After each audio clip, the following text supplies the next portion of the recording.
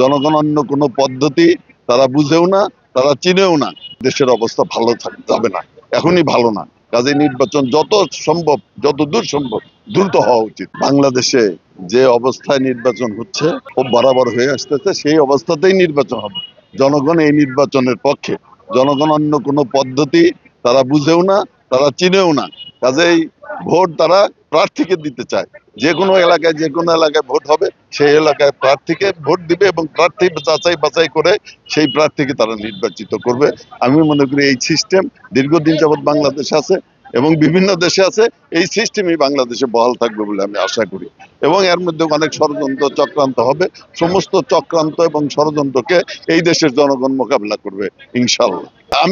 আমি আশা করি যে নির্বাচন ফেব্রুয়ারি হবে এবং নির্বাচন যদি দ্রুত না হয় তাহলে আপনার দেশের অবস্থা ভালো যাবে না, এখনই ভালো না। কাজে নির্বাচন যত সম্ভব, যত দূর সম্ভব দ্রুত হওয়া উচিত এবং আমি আশা করি যে আগামী ফেব্রুয়ারিতে নির্বাচন হবে ইনশাল্লাহ।